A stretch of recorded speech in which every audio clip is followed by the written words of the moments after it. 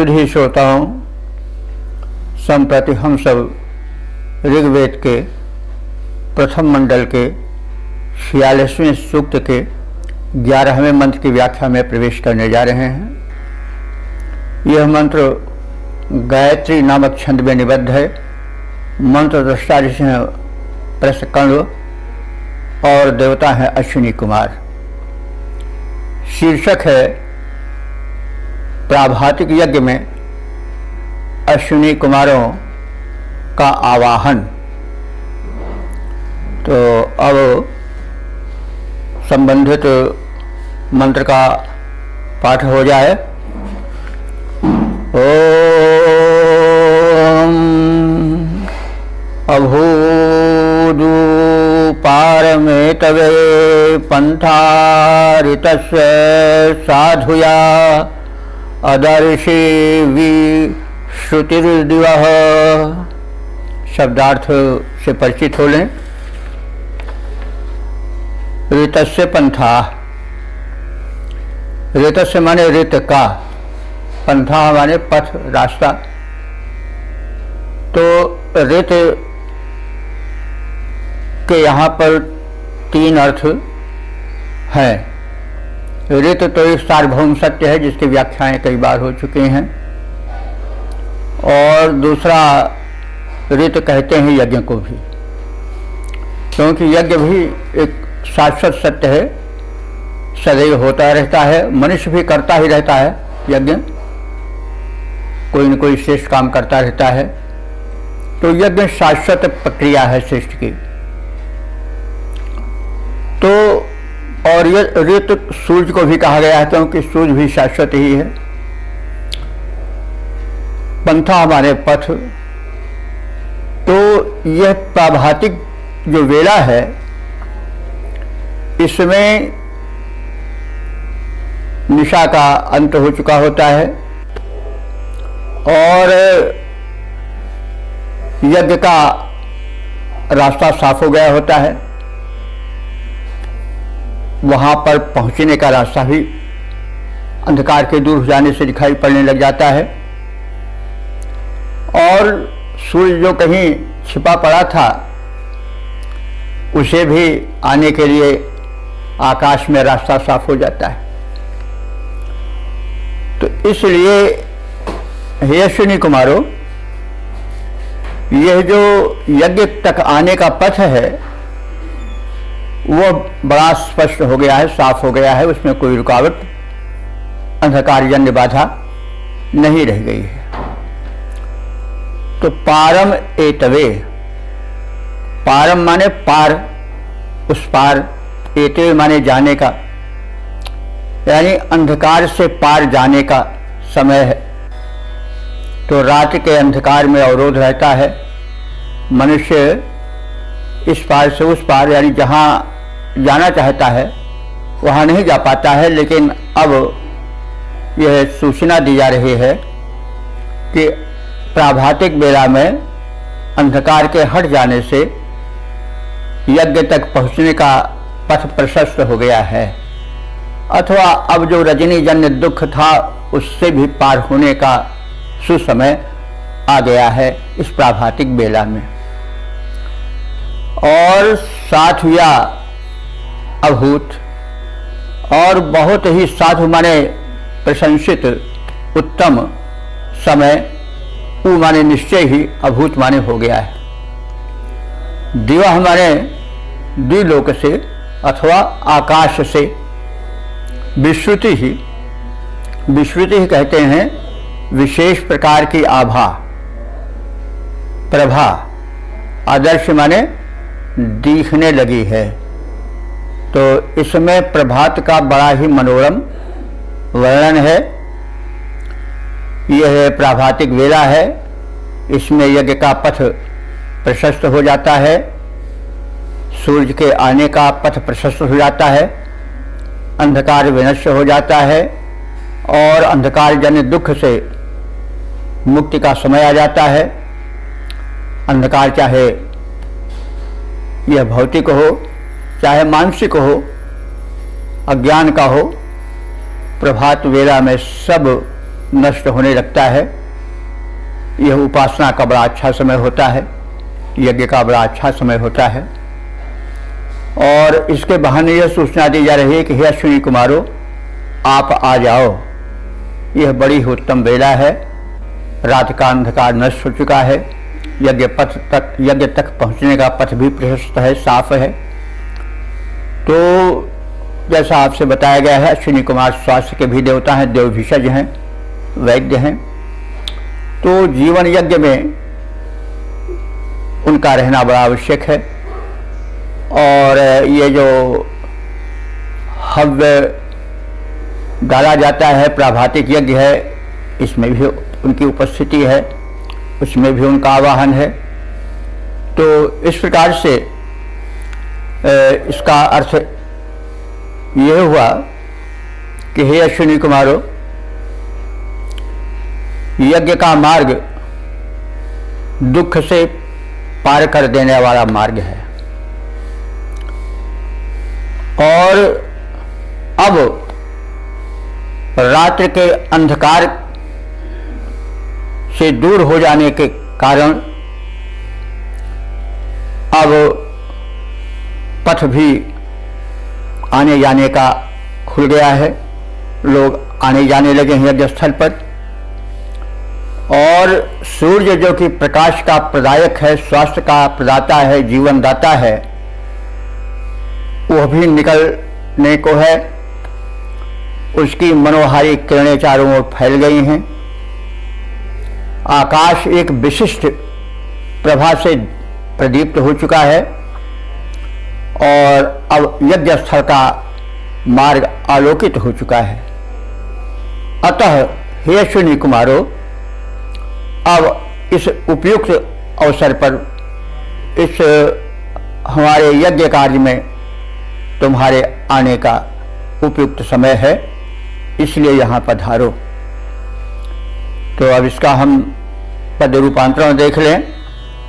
आ जाओ अश्विनी कुमारों, आ जाओ अश्विनी कुमारों, पथ में दिव्य प्रकाश हो रहा, पथ में दिव्य प्रकाश हो रहा, दुखदा रात व्यतीत हो रही, अंधकार का नाश हो रहा, तिमिराच्छादन हटा, सूर्य का गमन मार्ग सुस्पष्ट हो गया, प्रभा विशिष्ट दृष्टि गोचर है, अंधकार है नष्ट हो गया, दुख हरता इस यज्ञ मार्ग में ऋषिरालोक विकास हो रहा।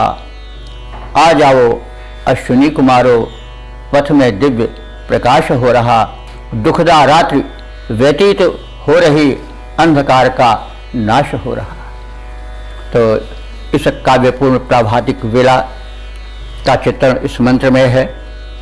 और दिव्य शक्तियों के आवाहन का सुंदर काल है और जागरण का सुंदर दृश्य है। अश्विनी कुमार जो स्वास्थ्य के संरक्षक देवता हैं, वे आवें और अपने प्रभा से, अपने आगमन से हम सबको प्रसन्न करें।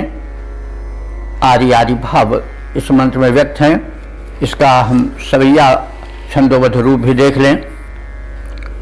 तम का गहरा पहरा है हटा, तम का गहरा पहरा है हटा, रवि आगम पंथ प्रशस्त हुआ है, दुखदाई निशा न रही, मुस्काई उषा तम ध्वस्त हुआ है, अब छाई प्रभा दिखलाई पड़ी, पथ यज्ञ की भूमिका व्यस्त हुआ है, अश्विनियों अब यज्ञ में आओ, आने का पंथ प्रशस्त हुआ है, अश्विनियों अब यज्ञ में आओ, आने का पंथ प्रशस्त हुआ है।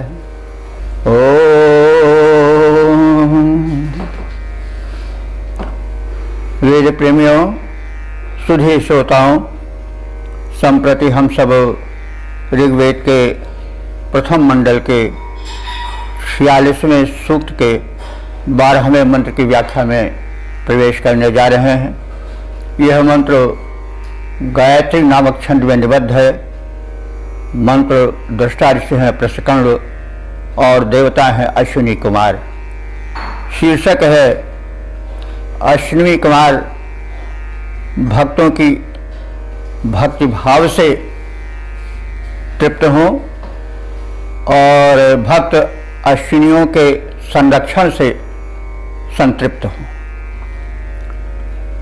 तो अब इस भावना को उभारने वाले मंत्र का पाठ हो जाए। ओम तत्तद्विदश्विनो रवो जरिता प्रतिभूषति मदे सोमस्य पिप्रतोः। शब्दार्थ जाना जाए। सोमस्य मदे, सोमस्य माने सोम रस के, मदे माने आनंद में। मद, मद शब्द है। आजकल तो मद कुछ थोड़ा गिर गया है, मदिरा के अर्थ में प्रयुक्त होता है, लेकिन ऋग्वेद काल में मद शब्द जो है वो शुद्ध या बल्कि विशुद्ध आनंद के लिए प्रयुक्त होता था। मद माने घमंड भी ऐसे लोग कहते हैं नहीं। तो मद शब्द विशुद्ध आनंद के लिए वेद में प्रयुक्त हुआ है। तो सोमस्य मदे यानी सोम रस के पान से आने वाले आनंद में मस्त अश्विनी कुमार। पिप्रतोह, पिप्रतोह माने पूर्ण करने वाले हैं। क्या पूर्ण करने वाले हैं? भक्तों के मनोरथों को।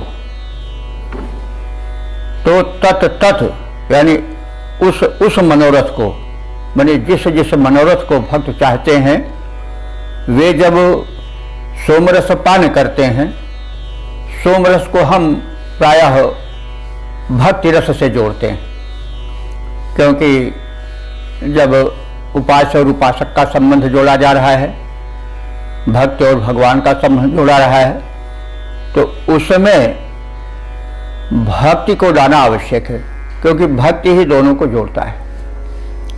तो जो अश्विनी कुमार हैं, जो आरोग्य के संरक्षक देवता हैं, तन मन को निर्मल करते हैं, आरोग्य प्रदान करते हैं, वे भक्ति रस से तृप्त होकर भक्तों के रक्षण का उपक्रम करें। तो वही है सोमस्य मदे पिप्रतोः अश्विनो।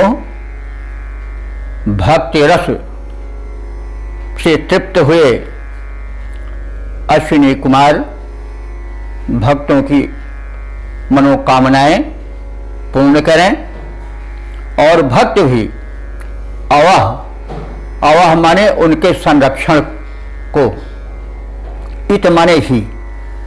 तो जो अश्विनी कुमारों ने संरक्षण प्रदान किया है अपनी कृपा से, अनुकंपा से, उसको स्मरण करके जो जरिता है, जरिता कहते हैं उपासक को, गुण गायक को, स्तोत्र गायक को।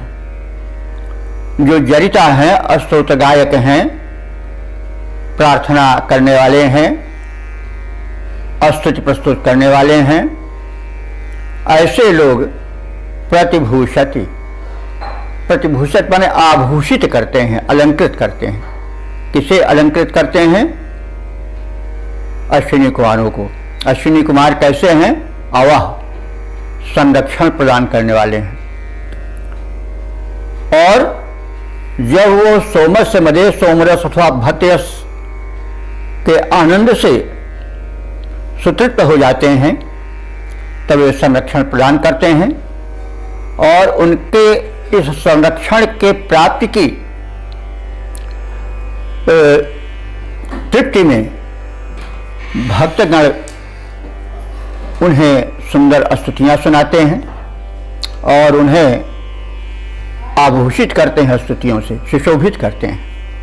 तो इस प्रकार से हमने इस मंत्र के मुख्य शब्दार्थ से परिचय प्राप्त कर लिया। जरिता कहते हैं स्तुत करने वाले को, पिप्रतोः माने पूर्ण करना, परिपूर्ण करना, यह अश्विनी कुमारों का विशेषण है। और अव कहते हैं संरक्षण को, संरक्षण की प्रार्थना है। तो आपसे अनुरोध है कि वैदिक शब्दार्थ से भी परिचित होते चलें, उनको कहीं अगर नोट करते चलें तो ज़्यादा अच्छा है, एक शब्दकोश बन जाएगा और आगे हम लोगों को अर्थ के समझने में अधिक सुविधा होगी। क्योंकि जब हम शब्दार्थ को जान लेते हैं तो अर्थ जो है स्पष्ट होता चलता है। तो और जो उसमें छिपा हुआ भाव रहता है, जो उसमें प्रतीक रहते हैं, इन सब की व्याख्या भी हम करते चलते हैं और देवता के स्वरूप को भी स्पष्ट करते चलते हैं। देवता में क्या गुण है, उसका स्वरूप क्या है, वो किस भावना का प्रतिनिधित्व करता है, इसको भी हम समय से उम्र बताते चलते हैं। आप सब वेद प्रेमी हैं, यह अवश्य नोट करते चलेंगे एक जगह पर, ताकि वेद के अर्थ के प्रवेश में सुगमता रहे। तो अब हम इसका सपाट अर्थ जान लें।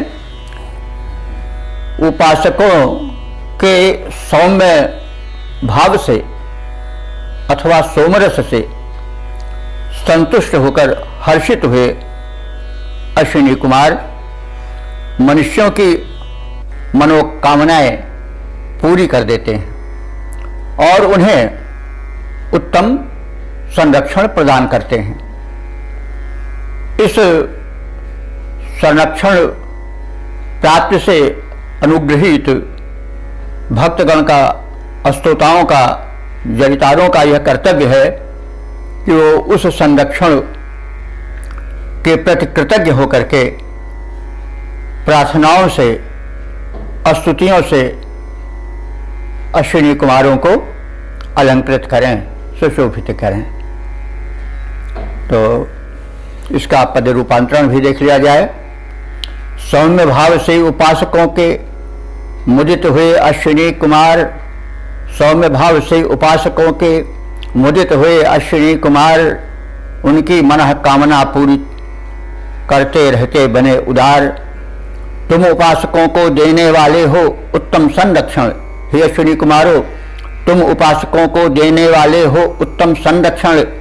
करें अलंकृत वर्णन तुम दोनों का मिल अस्तोतागण। करो मनुष्यों का संरक्षण तुम दोनों मिल भली प्रकार।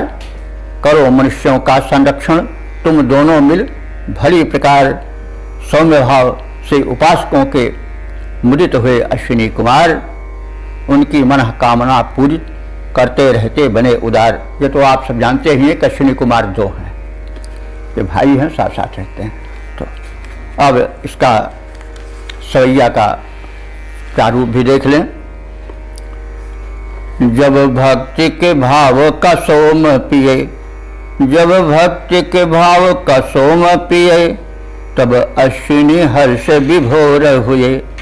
जन के मन की सब कामना पूर्ण हो, भाव भरे उस ओर हुए। उदार बने अब अश्विनी हैं, हित भावना में सराबोर हुए।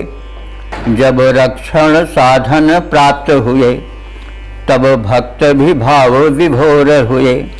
जब रक्षण साधन प्राप्त हुए, तब भक्त भी भाव विभोर हुए। ओम।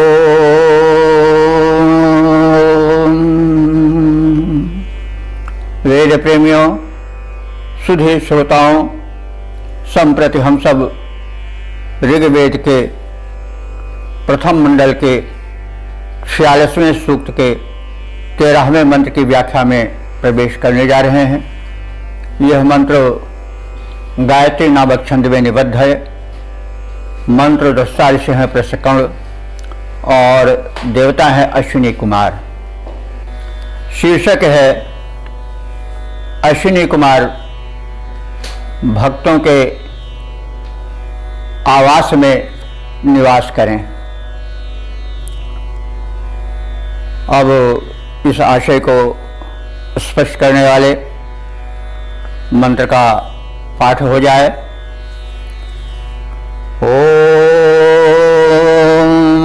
वावसाना विवस्वती सोमस्य पीत्या गिरा मनुष्वच्छंभू आगतम। शब्दार्थ जाने।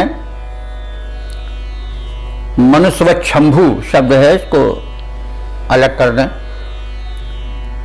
मनुष्यवत और शंभु यह होगा। मनुष्यवत माने मन के समान और शंभु माने कल्याण प्रदान करने वाले अथवा आनंद प्रदान करने वाले। तो मनुष्यवत शंभु ता है अंत में, और शा है, ता और शा मिलकर छा हो जाता है स छोटी संधि से। तो संधि का ज्ञान आवश्यक होता है, क्योंकि मनुष्यवत शंभु है, जबकि सीधे अर्थ है मनुष्यवत शंभु।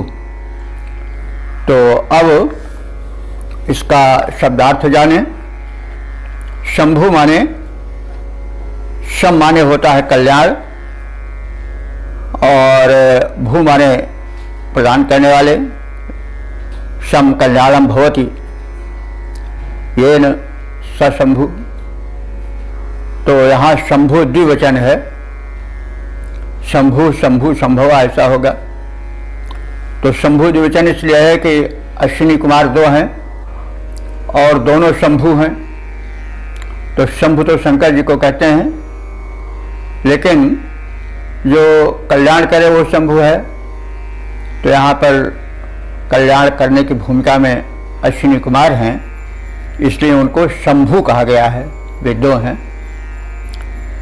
तो हे शंभु, हे कल्याण प्रदान करने वाले दोनों अश्विनी कुमारों, तुमसे अनुरोध है कि मनुष्यवत, मनु माने मनुवत, मनु मनुष्य के आदि पुरुष हैं, और मनु का अर्थ होता है मननशील, जो ज्ञान तत्वों का, कल्याण के तत्वों का मनन करता है, वो मनु है।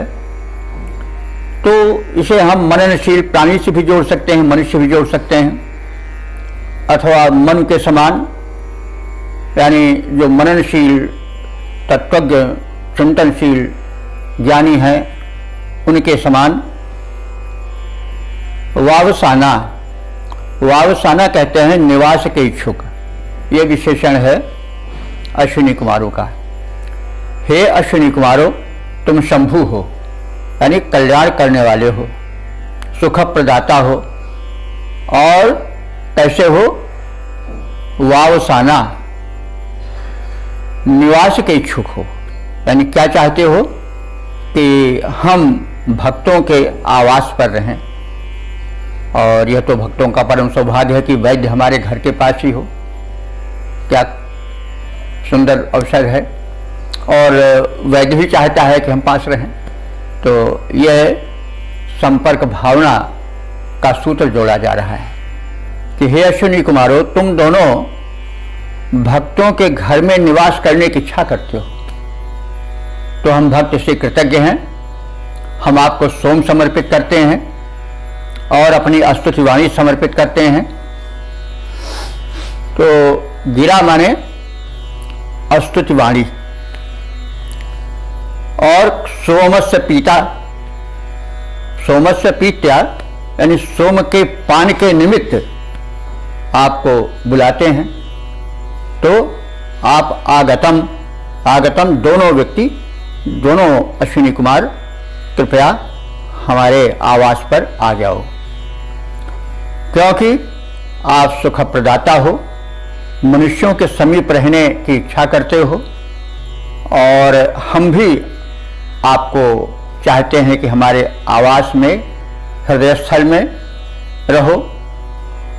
और आप सोमपान के इच्छुक हो, चाहते हो कि भक्त आपसे जुड़े रहें, और हम आपको सोमपान यानी सौम्य भाव का आनंद प्रदान करना चाहते हैं।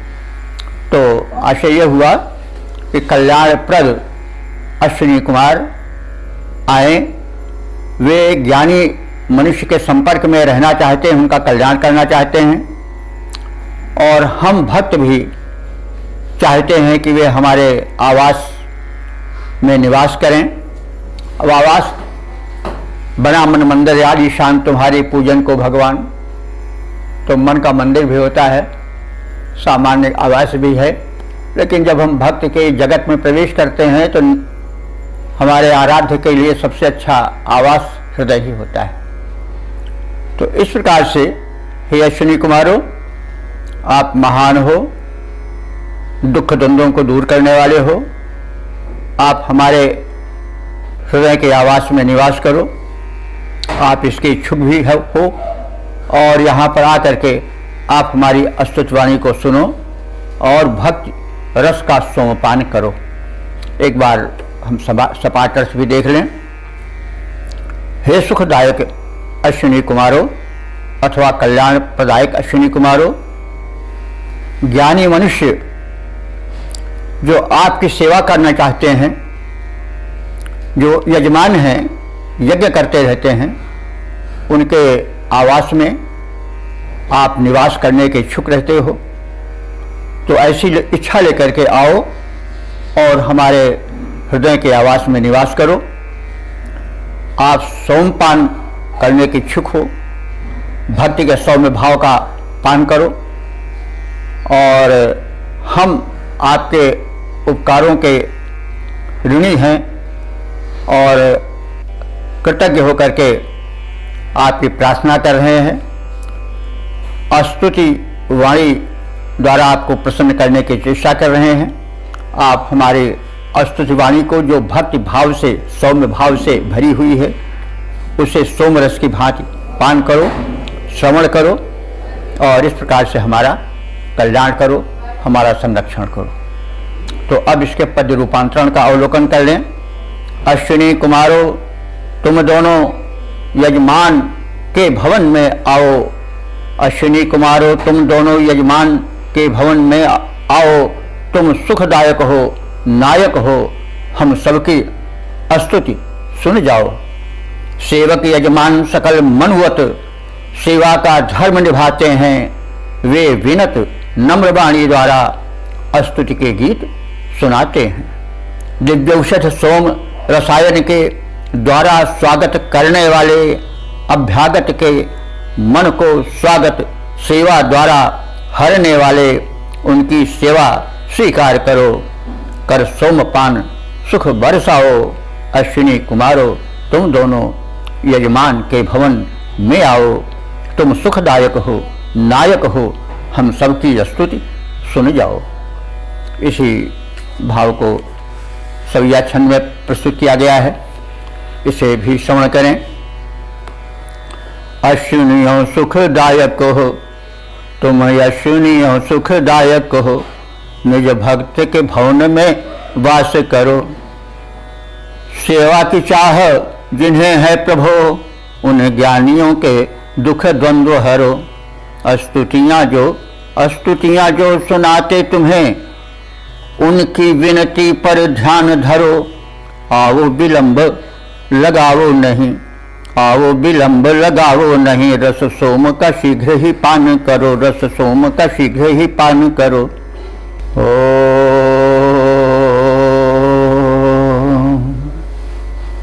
वेद प्रेमियों, सुधी श्रोताओं, संप्रति हम सब ऋग्वेद के प्रथम मंडल के 46वें सूक्त के 14वें मंत्र की व्याख्या में प्रवेश करने जा रहे हैं।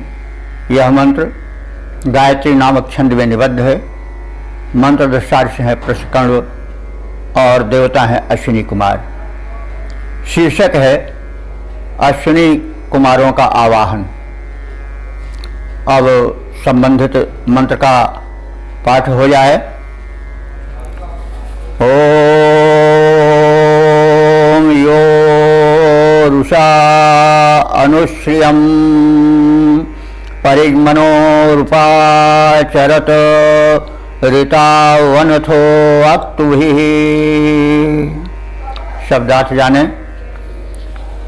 यो रुषा, यो रुषा विच्छेद कर लें इसका तो होगा योह उषा।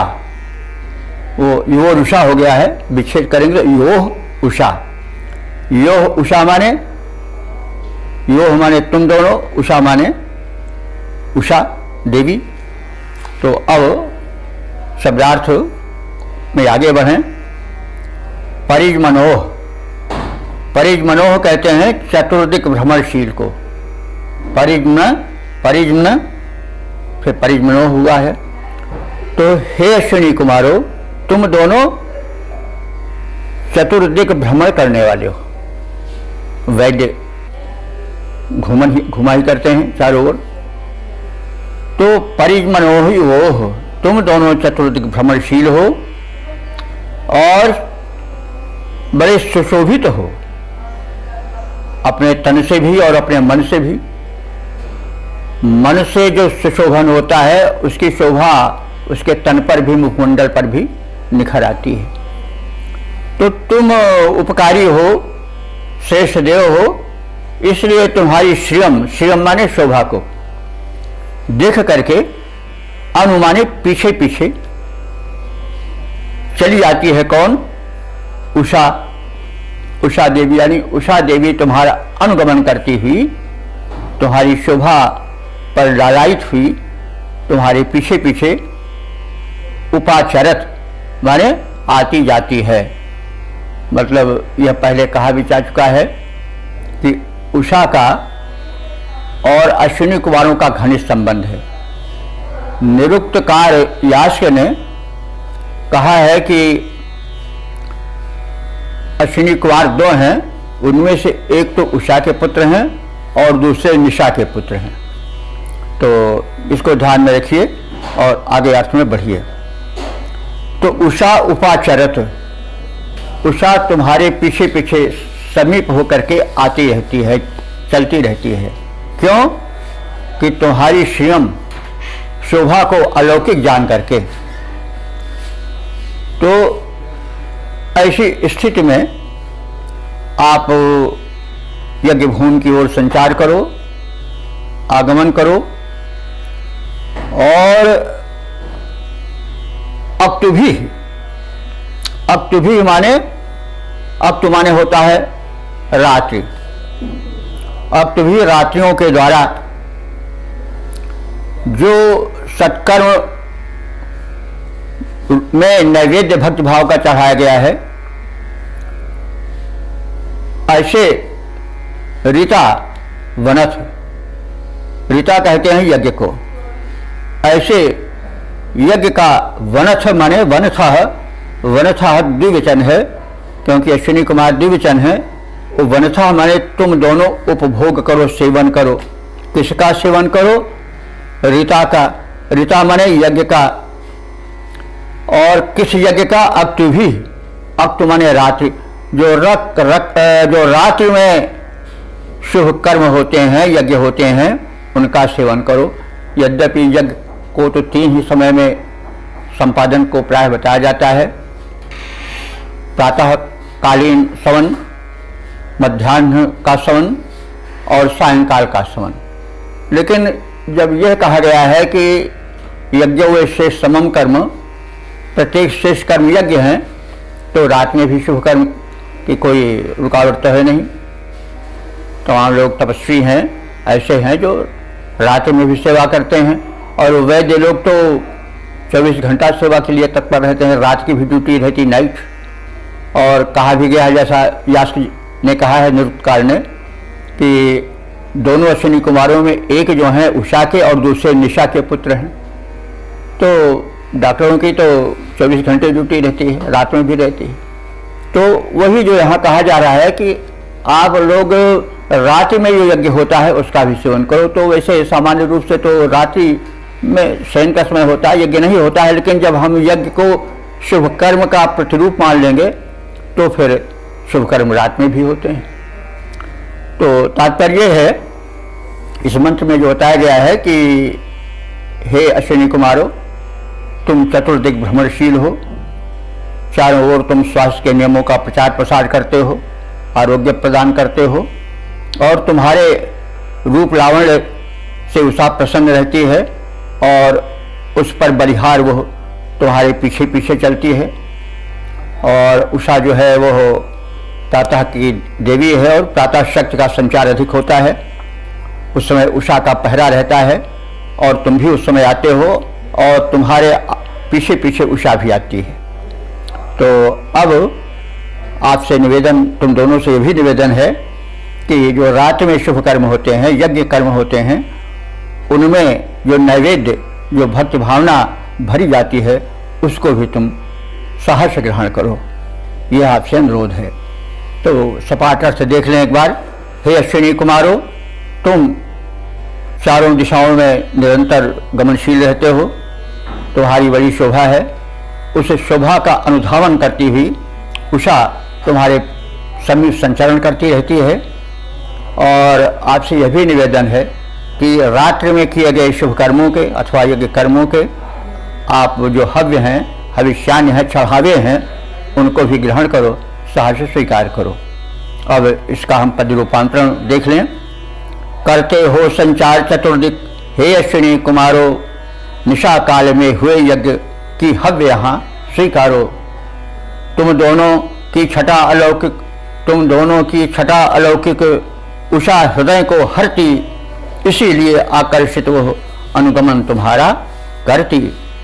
निशा काल में हुए यज्ञ का हव्य सकल स्वीकारो। निशा काल में हुए यज्ञ के हव्य सकल स्वीकारो। करते हो संचार चतुर्दिक, हे अश्विनी कुमारो। तो इस के पश्चात हम सवैया में छंदोबद्ध भाव का अवलोकन कर लें। अश्विनियों तुम दोनों चतुर्दिक घूमते, कष्ट मिटाते सदा हो। अश्विनियों तुम दोनों चतुर्दिक घूमते, कष्ट मिटाते सदा हो। शोभा से आकर्षित हो उषा चली जाती है, प्रातः ही आते सदा हो। आये उषा सुख, आये सुखा सुख, आये उषा सुख स्वास्थ्य कुलाए, जिसे तुम दोनों लुटाते सदा हो। और रात्रि के यज्ञ में हव्य को भी स्वीकार करो, तुम कष्ट मिटाते सदा हो। अश्विनी हो तुम दोनों चतुर्दिक घूमते, कष्ट मिटाते सदा हो।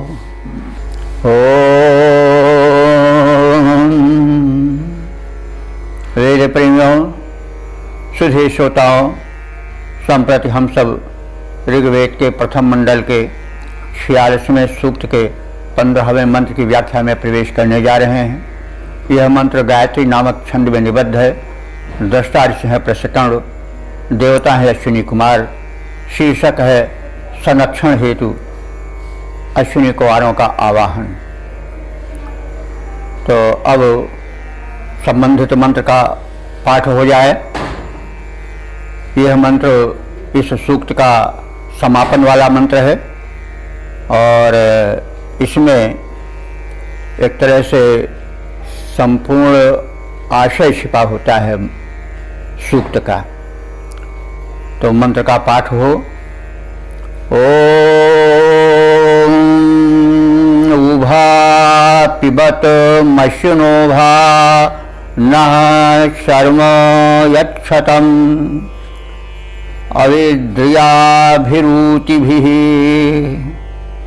शब्दार्थ जाने।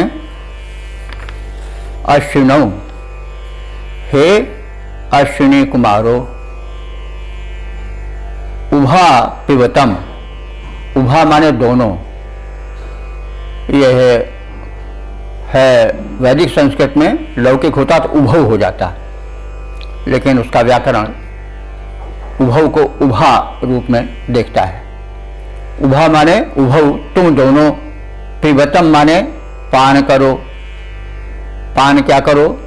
सौम्य सोमरस अथवा सौम्य भक्ति भाव का रस, आनंद।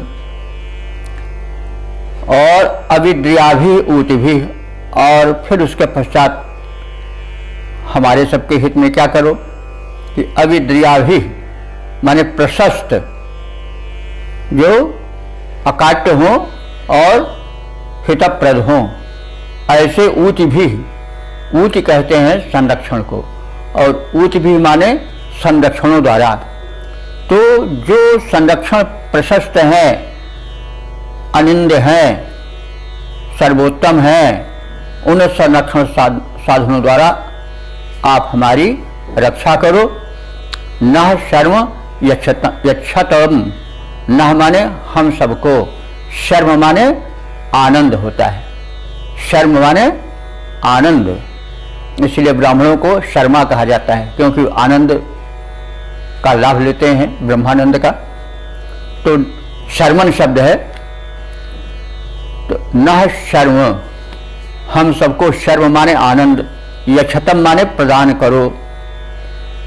तो इस प्रकार से इसमें दोनों अश्विनी कुमारों का आवाहन किया गया है और अनुरोध किया गया है कि वे दोनों सोमरस यानी भक्ति का सौम्यरस पान करें, स्वीकार करें और अपने प्रशस्त अनिंद संरक्षण साधनों द्वारा हमारा संरक्षण करें और हमें आनंद प्रदान करें।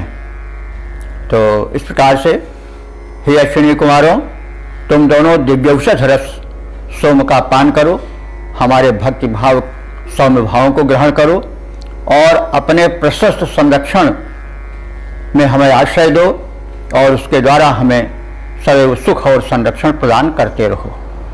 तो इसका हम पद रूपांतरण देख लें। यज्ञ भूमि के हेतु अश्विनो तुम प्रस्थान करो, यज्ञ भूमि के हेतु अश्विनो तुम प्रस्थान करो, दिव्य औषध रस सोम सरस का आकर पान करो। है प्रशस्त संरक्षण हित कर सब योजना तुम्हारी, होकर सजग चतुर्दिक भगवन रक्षा करो हमारी। अपनी सुखद छत्र छाया की छांव प्रदान करो, अपनी सुखद छत्र छाया की छांव प्रदान करो।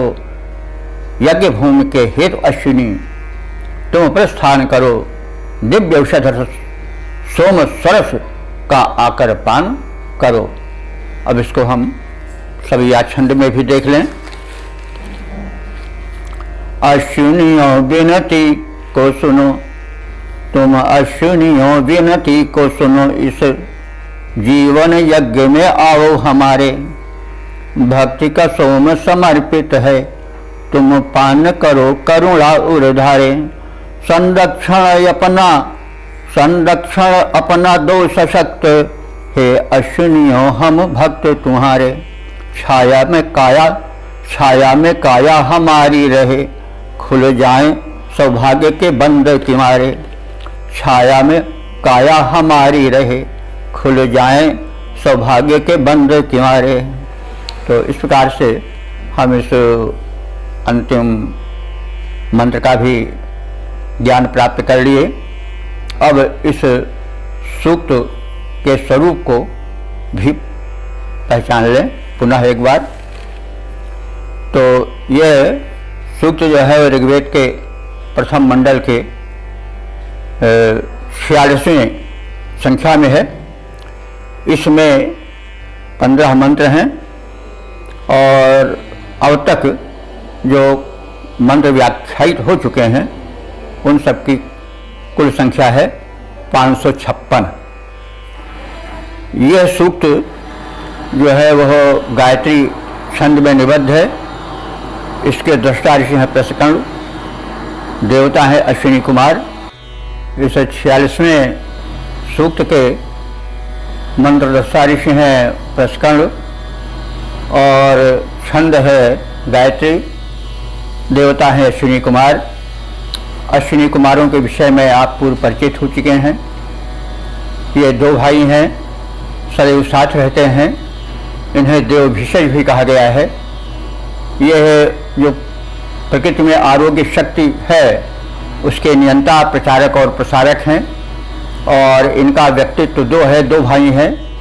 एक ही वैद्य का, एक ही आयु और उसे संरक्षण प्रदान करने वाली शक्ति के संरक्षण देने में इनका दोहरा व्यक्तित्व है। एक तो ये रोग हो जाए तो उसे औषधियों से निवारण करते हैं और उसके पहले रोग न होने पावे इसका भी संदेश देते हैं।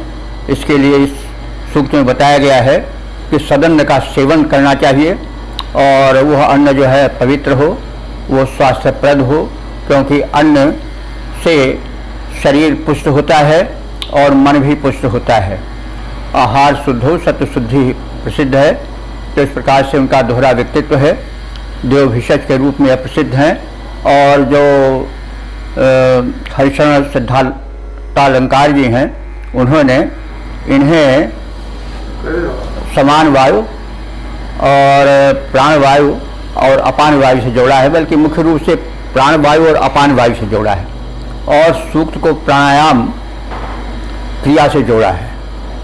वे सोमरस को भी वीर्य या शुक्र शक्ति से जोड़ते हैं, और अश्विनी कुमारों को प्राण वायु और अपान वायु से जोड़ते हैं। प्राणायाम में प्राण और अपान वायु को जब मिलाया जाता है तो दिव्य शक्ति आती है। तो ये है, तो हरिशरण सिद्धांता अलंकार जी का मत है, तो वो भी अपने स्थान पर सही है। मैंने इन्हें देवभिषज के रूप में देखना अधिक पसंद किया है, क्योंकि सृष्टि में जो दैवी शक्ति है उस शक्ति में आरोग्य शक्ति मुख्य है, और आरोग्य शक्ति का संरक्षण जो देव शक्ति करती है, दिव्य शक्ति करती है, वह अश्विनी कुमार है, जिनका कि व्यक्तित्व दो रूपों में बटा है, एक स्वास्थ्य के संरक्षण नियमों के रूप में और दूसरा औषधि प्रदान रूप में। तो इस प्रकार से हम इस सूक्त की व्याख्या का समापन कर चुके हैं। अब पुनः आगे 47वें सूक्त की व्याख्या होगी।